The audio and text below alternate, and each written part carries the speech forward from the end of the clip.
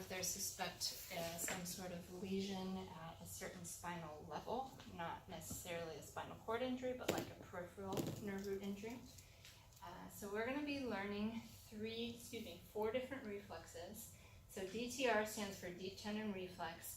They're tested by tapping over that muscle's tendon, and you can actually test a lot of different tendon reflexes, deep tendon reflexes. The four that I would like for you guys to know are the biceps reflex, the triceps reflex, the patellar reflex, and the Achilles reflex. So you'll see I have listed the nerve roots next to each of those reflexes. Biceps corresponds to C5, that should say C5-6 nerve root, not C5-5, C5-6. The triceps stems from the peripheral nerve level of C7-8, the patellar reflex from L3-4, and the Achilles is S1-2 nerve root. Okay.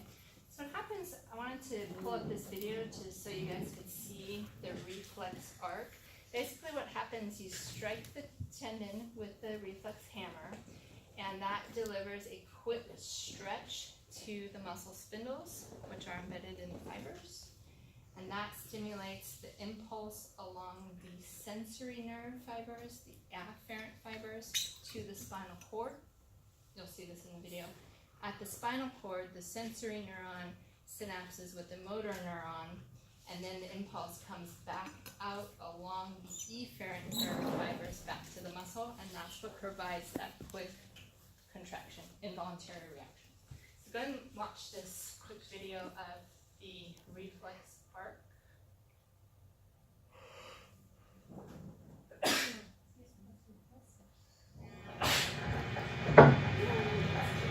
Okay, the first specific reflex we're going to talk about is the stretch reflex. This is a somatic reflex. It's monosynaptic, meaning that it will only require a sensory neuron and a motor neuron without an interneuron. This particular image is showing an example, a diagram of the stretch reflex. The first component here is the stretch receptor. This is called muscle spindle. It is a sensory receptor that detects stretching in a particular muscle. When the muscle is stretched, for example, when a reflex hammer, like you see here, taps the patellar ligament, it creates a stretching in the muscle that will stimulate the receptor, which will then create a nerve impulse along the sensory neuron. Now it does this in a typical way. Mechanically gated ion channels will open in response to the stretch, depolarizing the membrane, creating a gradient potential. If the stretch is strong enough and enough ion channels open, the gradient potential will reach threshold and voltage-gated ion channel will open, resulting in an action potential or nerve impulse along the sensory neuron, as you see here. The sensory neuron will travel back up the femoral nerve, in this case, or whichever nerve innervates the muscle in question, and is going to travel back to the spinal nerve, into the dorsal root ganglion, into the dorsal root of the spinal nerve, into the spinal cord via the dorsal horn of gray matter, which you see here. And then we'll travel along this path right here, where it synapses immediately with a motor neuron. That motor neuron will take an impulse and continue the impulse through the ventral horn of gray matter, which you see here. Out the ventral root, out the mixed spinal nerve, and back along that motor neuron to the same muscle. And will stimulate it to contract, which will counteract the stretching to protect the muscle from an overstretch. This reflex is monosynaptic, meaning that there is only one synapse to have the reflex control. It is ipsilateral, meaning that the motor impulse leads on the same side of the spinal cord. And it is not intersegmental, meaning that the motor neuron is also on the same segment of the spinal cord as the sensory neuron. Now, the dotted line you see here and the extra branch you see here is what's called the reciprocal innervation. While this reflex is going on, another impulse is branching off from the sensory neuron that is going to stimulate an interneuron in the integrating center. This is the integrating center of the reflex arc. This is the integrating center of the reciprocal innervation. This interneuron is inhibitory, which means that it will synapse with a motor neuron, inhibiting it from firing a nerve impulse. That's why it's a dashed line. There is no impulse traveling along this motor neuron. This motor neuron innervates the hamstring muscles, which are the antagonists of the quadriceps. If this motor neuron is inhibited, it will prevent the hamstring muscles from contracting. What that does, that makes it easier for the quadricep muscles to contract because the opposing muscle is forced to relax. Each reflex has a reciprocal innervation. The reciprocal innervation will typically do the opposite of the reflex in the antagonistic muscles, making it easier for the reflex to take place. That's the reciprocal innervation. That is stretch reflex. Keep in mind, this example is the quadriceps. But keep in mind, this is going to happen in most skeletal muscles. So I can use this example for the biceps brachii, where the reciprocal innervation would be the triceps brachii, or I could do it in the triceps brachii, where the reciprocal innervation would be the biceps brachii. So all of these muscles, these skeletal muscles, are going to have this stretch reflex to make sure that it is protected from overstretching. Okay, so that was a lot of neuro information. Take some time at home to watch the same video. I just pulled it up from the module. And you'll see I have written down a very brief synopsis of what I said in the video. I am looking for that you guys know these main points as I've kind of highlighted here in your notes. How stretch reflex works, reflex arc. The other piece that I want to show you, it's not in your notes yet, you'll get this next time, but this module covers sensory testing, reflexes is part of it, and then we're going to also be doing some superficial and some deep sensory testing, and I'd like to take a minute and show you guys that video as well, so you have an overview of what we're up to here. So how many practicals do we have next time? We have two. Next time it's going to be a big day because we have two skills checks. One is manual muscle testing and one is the sensory. Now I like to do the sensory one fairly informal. I'll kind of check you off to make sure you know your skills. And then you will also have your posture unit and a comprehensive exam. So here's the other piece of the sensory exams that we'll be doing. A few months ago, I was fortunate enough to take a balance and vestibular course from a lady who was on staff at, like, not even joking, 10 different universities nationwide. So I felt she was very, very qualified to be showing sensory info. And so I would like to show you her sensory eval, just so you guys get an idea of the test we'll be doing. Was she a good teacher too? She was an excellent teacher. So Diane,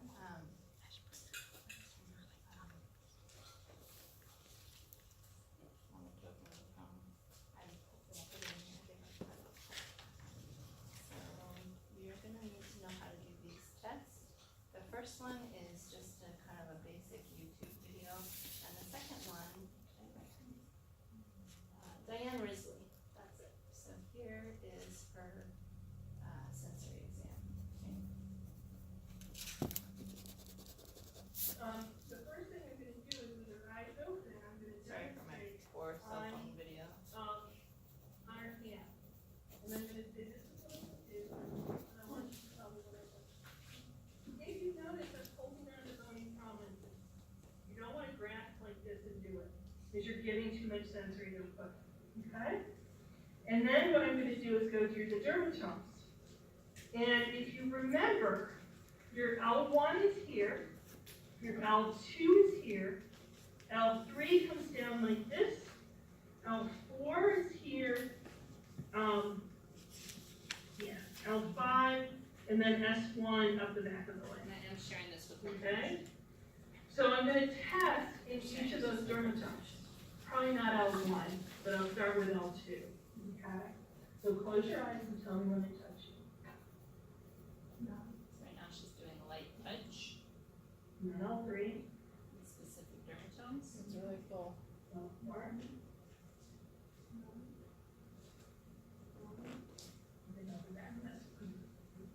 Okay, that's all it takes. It doesn't take long at all, right?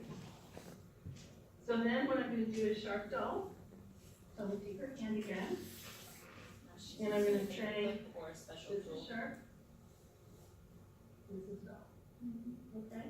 I want you to tell me whether it's sharp or dull. Close your eyes. And so I would start up here at L2. I don't think she's going to feel it.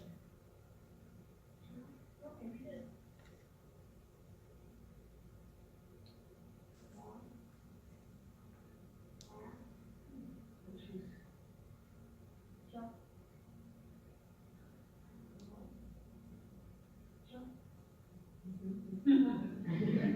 So I'm making sure that I do at least a sharp and a dull in each dermatome, but I have to do 3 because I can't just do sharp, dull, sharp, dull, sharp, dull. I was doing that too much there. And then I would do this all the way down. So that was L3, I would do L4.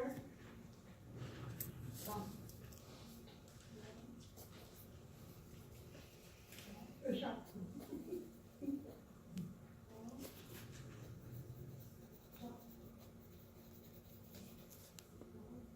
And I actually go through the dermatomes in order. I don't jump around because it's too hard for my little brain to keep track of them, okay? So I don't jump around. But that would be sharp dull, okay? It's a nice device to teach people if they open their eyes, they're not such a fast with. They're not as likely. To see which side. So you wanna This is called a Medicare. train their vision while she's They're doing not that expensive. You can get like 50 in a box for $2 it. or And she's $3. using a special tool. You can also So they're really not, and they're single use, so they're great for home health. You know, they're just really good things. She's using some This is a special little thing. bit harder for home health. It can be clean, but So this it's is not a- the best. I She's don't know whether testing this, 2-point discrimination here. She's using a monofilament. but that's just a 10 gram. And so yes, you know protective sensation, but you don't This know is what a the thing that has sensation is. it's a little bit wider So, of wire. This and again a little is bit narrow of a wire. 0.5, So 10 gram or a 0.5 2, gram, a 2 gram. 10, 50, and 300. Okay? So what I'm gonna do is bring out the 10. I'm gonna put the 2 where I can see it. I'm gonna start with 10, with protective sensation, okay? And there are 10 spots I usually do on the foot, but there are 4 that are necessary. What I'm gonna do is, on your hand, I'm gonna demonstrate this, okay? And I would say, you feel that? Okay. When you feel it, I want you to tell me. Okay, on your foot. I want you to raise your eyes. Really good for peripheral neuropathy. I'm really into the tap my back, somebody. And so what I'm gonna do is on each toe, I'm bending it in half. And then for the 10 spot one, I'm gonna go underneath all of these. That's 6. Does this person have any issues, or is she just a? This person is just a student taking the Yeah, class. yeah. The heel's hard, if there's a callus, you may have to go up a little bit. And then I'm gonna do run on the front. Oops, okay. And if it does that, if it slides, you need to redo. Okay? doing a research study right now. And what we're doing is we're saying, this is 1 as it goes on, it's 2 as it bends, and it's 3 as it's coming up. They have to say they feel it at either 1 or 2. If it's at 3 when it's coming off, it's not considered that they feel. But those are the 10 spots I would do on the foot. If she got all the 10 gram, I'm gonna go down to 2 grams. Close your eyes. So 10 gram is a little bit wider of a monofilament, 2 gram is a narrower monofilament.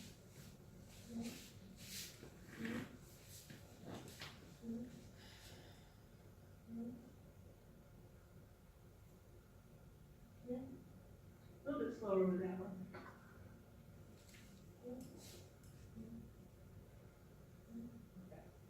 So she got 2 grams, which is normal, okay?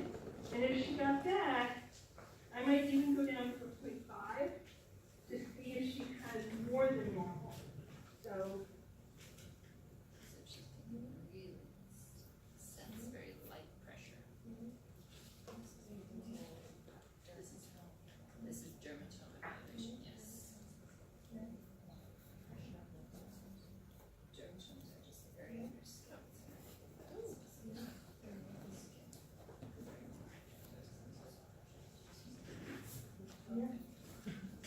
so I started doing them a little bit more asymmetrical, which is a thing, yes, yes, yes.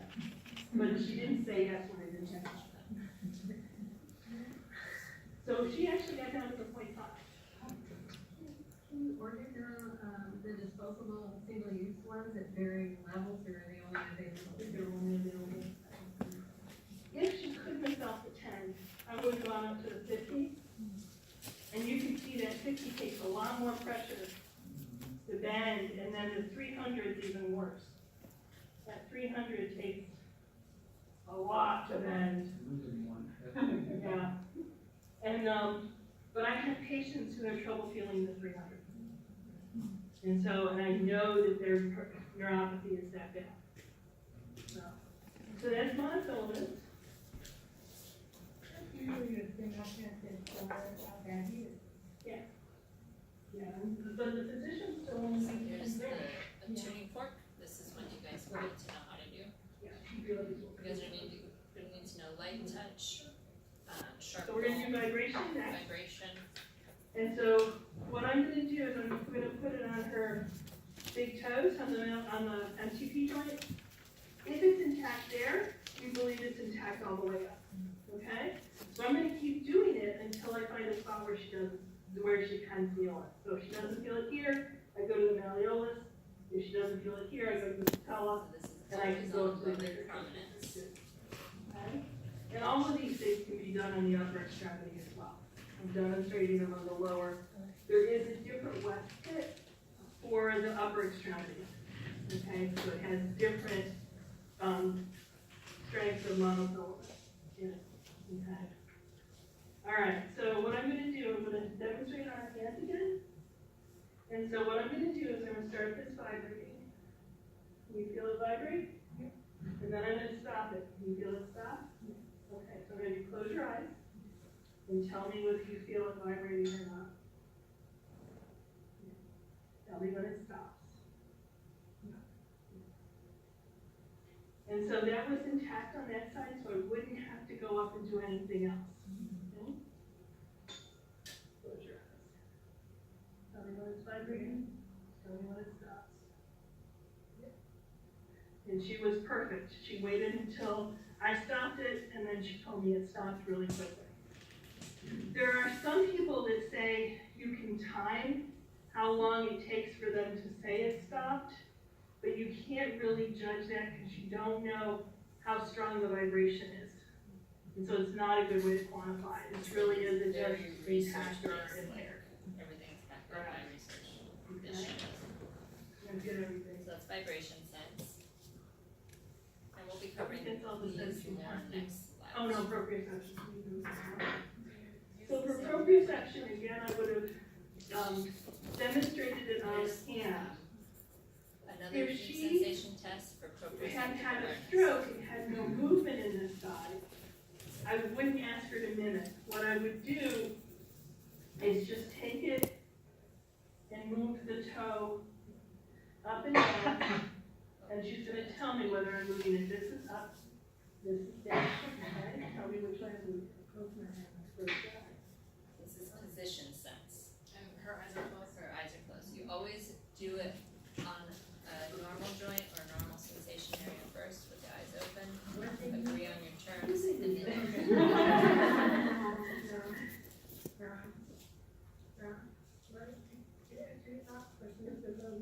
Good. So she was really good. If you noticed, I did very small movements. By the time we can detect that this is abnormal, they really have a problem. This is a gross screening test again. And so this, if I do really big ones, and again, notice I'm on the bony prominences, but if I do big ones, they're easy, right? They're really easy. Because you're getting a lot of stretching of the tissues. You're not just doing proprioception. So do the small movements. The other thing I can do is have her mimic. And mimicking with the toes is really hard. So I apologize for that long video. She went into a lot of depth and detail, but I wanted to show you that because she gives a really nice explanation on a lot of them. We actually don't have a monofilament anesthesiometer in here, so I will not have you guys do the monofilament, what she's talking about, like the 10 gram, 2 gram one. But you may very well see it in the clinic, so you should at least be familiar with how that test goes. So the sensation tests that you guys will need to know, first of all, DTRs, deep tendon reflexes, we'll do those before you go home today, and I'll have you practice those. And then the superficial and the deep sensation tests are the light touch, the sharp doll with the paperclip, and we have the position sense, up and down, and we have the vibration with the tuning fork. Okay, so there's another good video on Canvas for you to watch of how to do those tests. Okay, and they're all listed out really nicely on Canvas. But let me just ask you guys, what is the difference between a myotome and a dermatome? Dermatome is the sensory. Sorry? The dermatome is the sensory, like light on the skin. On the skin, Myotome derma is means testing skin. the muscle that dermatome is innervated by. Yep. Exactly. So myotome, myo means muscle, derma means skin. Okay. So on Canvas there are, on the internet and in different texts, there are many different dermatome charts. For consistency, I will have you guys stick with the one that I have on Canvas because there is some discrepancy in dermatome areas, okay? Because humans can't all fit into one box, so there is some overlap.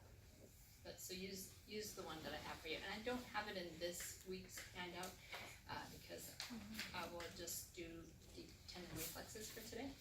But when you get into your sensory stuff at home over the next week, know that. There's also a handout on Canvas that shows the dermatomes with the superficial nerves that correlate. And I would like for you guys to at least be familiar with the superficial nerves that correlate to that dermatome.